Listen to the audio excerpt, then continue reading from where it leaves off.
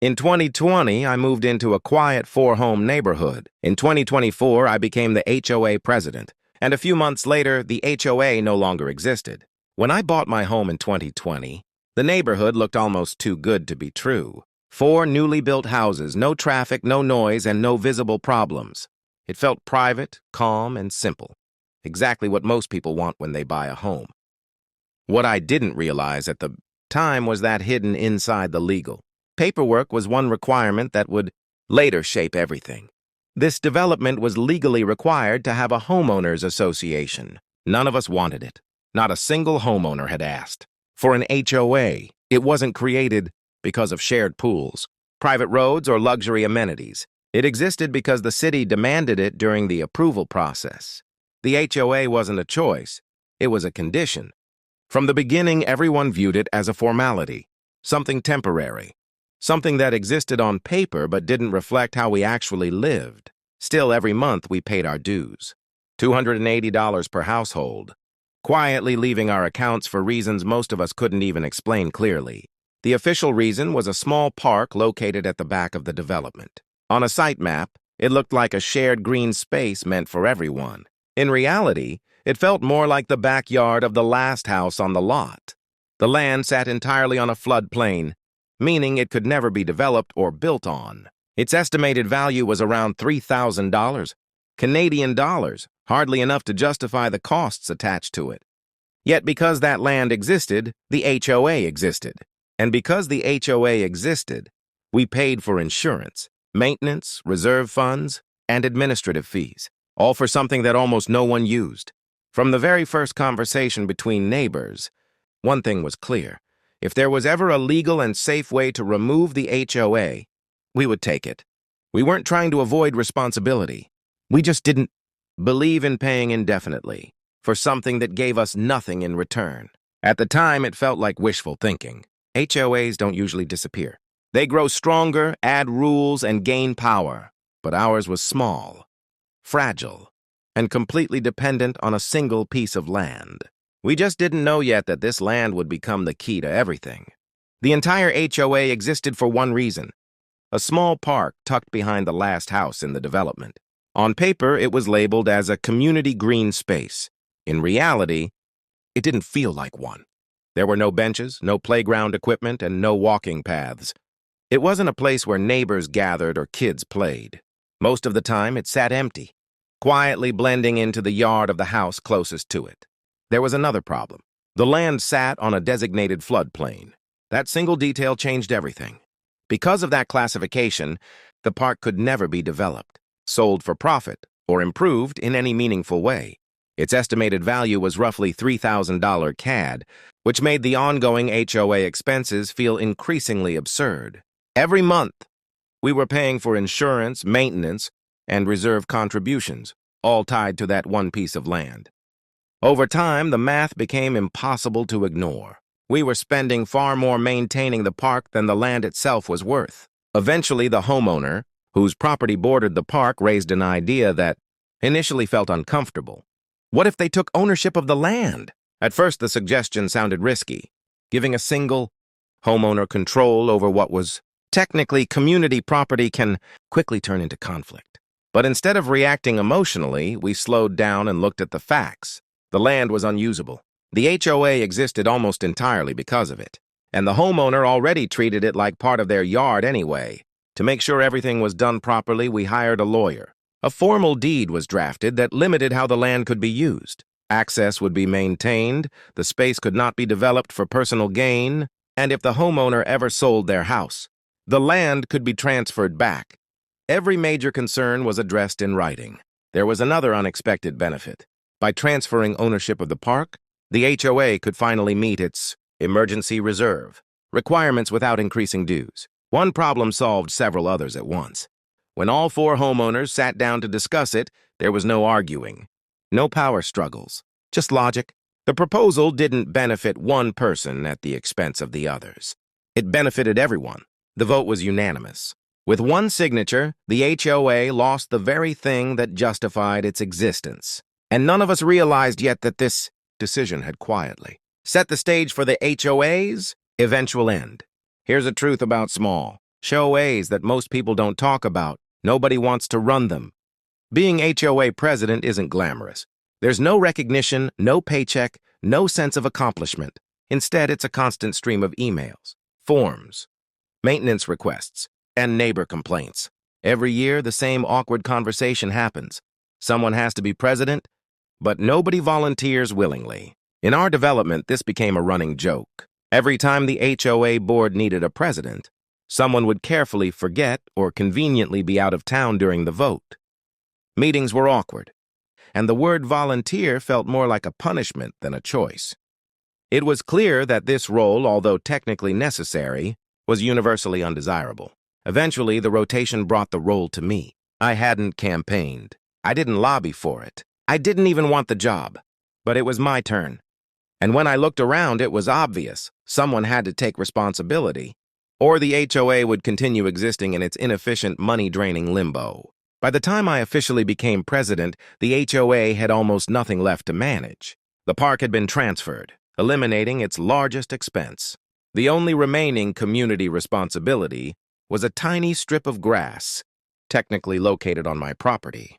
And yet, for years, the HOA had been paying a maintenance company to visit that small strip. Despite their minimum service fee, essentially, the company was getting paid to show up for a task that took mere minutes to complete manually. I already owned a riding mower. I realized that taking care of that strip myself would save everyone money, simplify the HOA's responsibilities, and make the role manageable. So I did it. The maintenance company was fired. I added that tiny section to my normal mowing routine, which added maybe 1 minute to my schedule each week. At that moment, a realization hit me. The HOA, stripped of the park and relieved of all major responsibilities, was already on life support. It existed purely out of habit and legal formality. There were no disputes, no big projects, no pressing obligations. The bureaucracy remained, but it was hollow. For the first time, I saw the opportunity clearly. The HOA could be ended legally, safely, and completely without harming anyone or putting the neighborhood at risk. All it needed was timing, proper planning, and a unanimous agreement among homeowners. And that's exactly what we were about to do. HOAs don't just vanish on their own. They exist because someone renews the contracts, collects the dues, and keeps the legal machinery running. And every year that renewal date arrives quietly, almost unnoticed, like a ticking clock that decides the future of the neighborhood. Most homeowners pay without thinking, signing the paperwork automatically, because that's how it's always been done. The process is simple, bureaucratic, and entirely mindless, unless someone chooses to question it. By the time the renewal approached for our HOA, it felt like a test. With the park gone, our responsibilities had shrunk to almost nothing. The only community maintenance left was the tiny strip of grass, which I personally managed. Our emergency reserve fund was fully funded, and there were no looming obligations or liabilities beyond that. For the first time, it became obvious that the renewal was optional, legally and practically. I gathered all 4 homeowners to discuss the upcoming renewal. The conversation was factual, calm, and focused. What would happen if we chose not to renew? Were there any legal risks or penalties? Could any essential obligations be overlooked? Step by step, we analyzed every possible scenario. The answers were clear. Without shared property, contracts, or ongoing maintenance, there was no real requirement to continue the HOA. The decision became even simpler when we considered the financial implications. Each household was paying $280 every month for something almost non-existent. Over the course of a year, that amounted to over $3,300 per household. Money essentially wasted on paperwork, minimal maintenance, and an empty green space. By choosing not to renew, that money would stay where it belonged, with the homeowners. The vote was quick and unanimous. There was no debate, no hesitation, no objections. We all understood the implications, and everyone agreed that ending the HOA was the most logical, responsible, and financially beneficial choice. It was astonishing how simple it felt. One small discussion, one careful review, one unanimous vote, and the HOA could cease to exist. The years of routine payments, the quiet resentment, and the bureaucratic burden could all disappear. The system that had quietly drained our pockets was about to be dismantled, and we would do it safely, legally, and with full control of the neighborhood's future. By the end of the meeting, it wasn't just a financial victory. It felt like liberation. The HOA had existed for years out of habit, not necessity, and now, finally, we could take control of our own homes. It was the first step toward reclaiming our independence, and it was exhilarating. When the renewal deadline passed, nothing exploded. There were no angry letters, no threats, and no official warnings. In fact, the silence was almost surreal. It felt as if time had slowed, and the world had paused for just a moment to let us realize what had happened. The HOA, the organization that had existed for years, controlling small aspects of our lives and draining money from our pockets, no longer existed. There was no board, no president, and no monthly dues. For the first time, we felt free of the invisible, tedious weight that had been placed on our shoulders from the very beginning. The tiny strip of grass remained, but it was now fully under my care, handled in minutes with no need for outside contractors. The shared emergency fund still existed, securely maintained in a third-party account, just in case any unexpected needs arose. Everything else that had once justified the HOA had vanished. The effect was immediate. Financially, each household went from $208 per month to zero, freeing up thousands of dollars over the course of a year. Mentally, there was a sense of relief that's hard to describe. No more emails about minor violations. No more worrying about dues. No more watching the clock to see when the maintenance company would show up. It was as if a burden we had carried unknowingly for years had suddenly lifted. We didn't celebrate with parties or fanfare. There were no speeches, no ceremonial ribbon cuttings. We simply acknowledged it quietly among ourselves and realized the magnitude of the decision we had made. Years of bureaucracy, unnecessary costs, and minimal oversight had been eliminated with a single deliberate action. In that moment, we understood just how fragile this system had been. The HOA had only survived for so long because everyone had accepted it without questioning its value. And yet there was a strange satisfaction in knowing we had done something most homeowners could only dream of. To legally dissolve an HOA, especially in a neighborhood where it was initially mandated, is no small feat. We had navigated legal agreements, ensured safeguards, and maintained a responsible reserve fund, all while avoiding conflict or risk. It was methodical, careful, and above all, effective. By the time we sat down after the paperwork was filed and deadlines passed, a sense of pride settled in. We had not only saved money, but also reclaimed control over our own homes. The HOA, which had once seemed permanent and inevitable, had been reduced to a memory. It was gone, and we were free. Looking back, the experience of dissolving our HOA was both surprising and educational. Many people assume that HOAs are permanent, unchangeable structures. They see the fees, the bylaws, and the board meetings and think, this is just how it has to be. What we learned is that most HOAs exist simply because no one questions them, not because they are necessary. Our first lesson was clear. Knowledge is power. Understanding the legal documents, the obligations, and the financial requirements gave us insight that most homeowners never bother to obtain.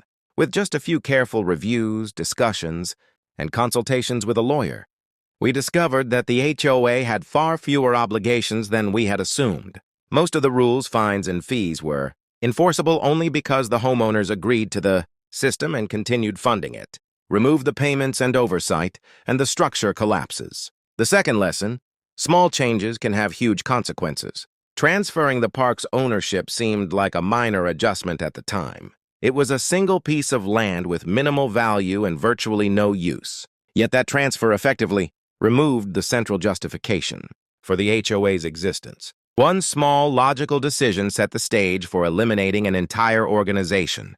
It was a reminder that sometimes the key to solving a long-standing problem isn't a massive overhaul, and it's a targeted, well-planned action. Third, we learned the value of cooperation among neighbors. Without unanimous support, the plan could have easily failed. The trust and understanding between homeowners were essential. Open communication, transparency, and a willingness to act together allowed us to move quickly and decisively. This wasn't about fighting authority or exploiting loopholes. It was about acting collectively to reclaim resources and autonomy that were rightfully ours. Finally, the experience highlighted the difference between perceived obligations and actual obligations. The HOA existed in everyone's mind as a necessary part of home ownership. In reality, its responsibilities were almost non-existent after the park was transferred.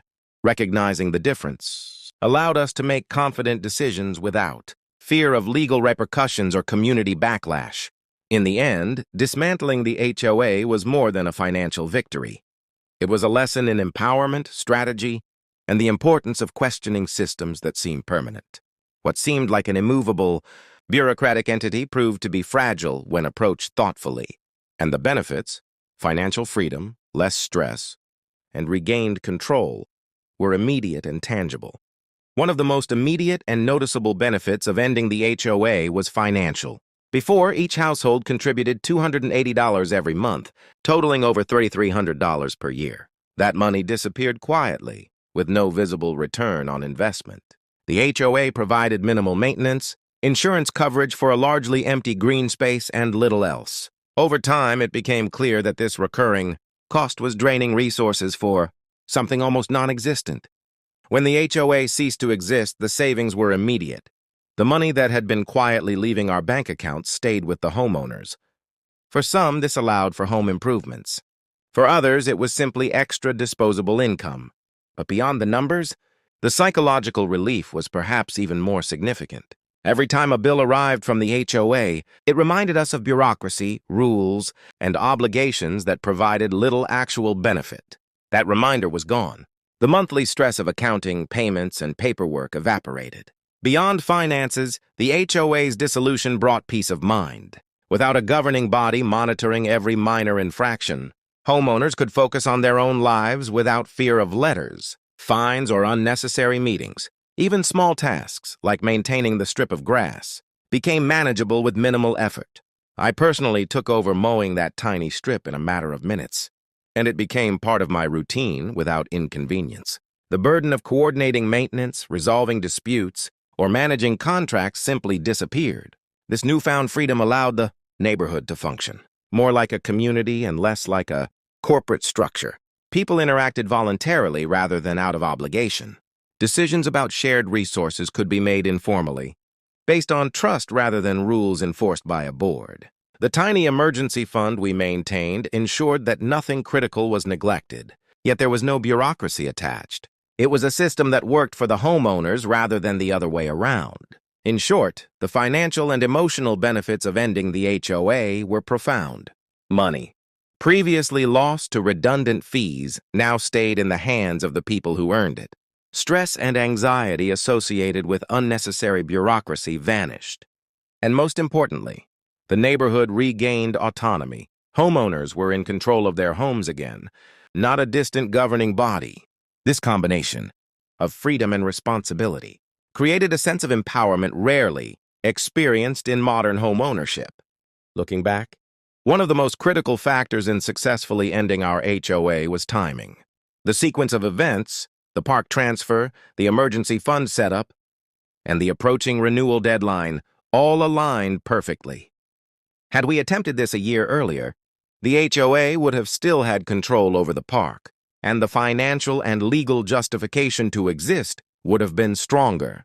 Had we waited longer, rules or obligations might have changed, or a new homeowner might have introduced complications. Timing, as it turns out, was everything. Opportunity presented itself in a way that required preparation and foresight. The park transfer was more than just a financial move. It was a strategic action that weakened the HOA's core. By removing its main asset, the justification for the HOA evaporated. This is an important lesson. Dismantling a system often requires identifying its foundation and addressing it directly. It is not about chaos or rebellion.